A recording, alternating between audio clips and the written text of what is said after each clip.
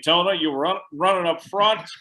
A little bit of bad luck towards the end, but certainly didn't take away from what was a exciting night to be running up there at Daytona with a chance to win. Man, it was a great night. Anytime you get an opportunity to go to Daytona and race, it's always it's just, hey man, it's whether you win, lose, wreck. It's cool to be there racing. And our qualifying got rained out. There was no practice. And Jason Miller and everybody on my SS Greenlight racing team did a heck of a job. We had a fast Ford Mustang from the start.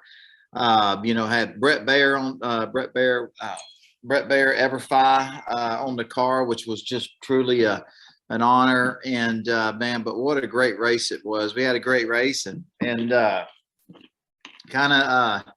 when the race started, we started 27th and got up in the lead pack a little bit. Man, they were beating and banging, cutting each other off. And I'm like, man, we're going to wreck on lap 15. So I decided to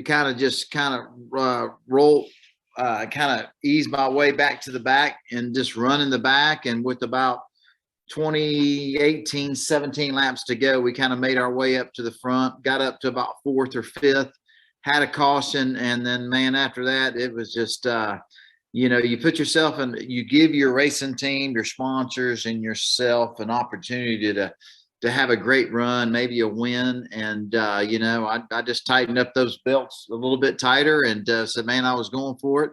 Whatever will happen. And, man, it just, I don't know who got into the wall, but they clipped me on the right rear, barely clipped me. Brandon Jones clipped me. And, it's just Talladega, Daytona, so a lot of times you're on the good side of it and sometimes you're on the bad side of it. But hey, it was an awesome race. Our, Brett Baer ever 5 Ford Mustang again was fast and man, it's nice when you have a good, strong car. I dropped back some and I could catch the lead pack and I just decided to ride in the back and to be there at the end, and it all worked out. And we gave ourselves an opportunity, and and sometimes, Daytona, Talladega, sometimes it's good and sometimes it's bad, but at least we gave ourselves an opportunity. It was a lot of fun and I loved every minute of it. Well, I feel like Brandon Jones owes you one because you had a chance to compete up there. You were just as good as Jeremy Clements, who ended up winning the race. And when a guy like Jeremy wins, that's his second career win. He's on a team that's lesser funded and everything, under the radar. Does that feel like a win for the little guy? For those smaller teams, when a guy like Jeremy wins, does everybody get excited about that? I know he ended up getting the penalty and everything, lost some points, but is that a win that everybody loves around the garage and something like that happens? Well, it's a feel-good story. You got a family. Jeremy is a great kid, great race car driver, and man, the family owned. The dad builds the motors. They're at their engine, their engine shop. They got a race shop there, and it's just a great feel-good story. Jeremy's a great competitor, and man, I loved it. I just think it's great, and if you're not a powerhouse team, if you don't have millions and millions, these big powerhouse teams have a lot of funding behind them.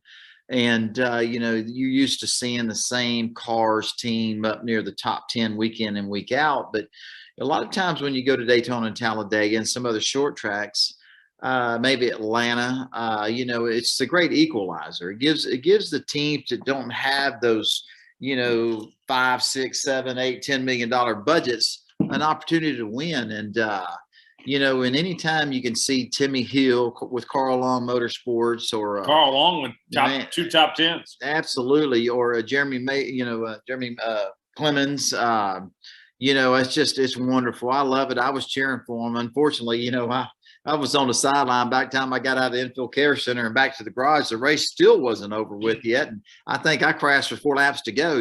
But no, it was just awesome. It's great that there's races in our season that almost makes everybody equal. You know what I mean? And I love that. And it was cool to see Jeremy Clemens win a race. It was unbelievable. Yeah, the Cup race, you had some Xfinity guys finish up front. Rick Ware cars in the top 10, which we never see before. It was certainly an exciting weekend, as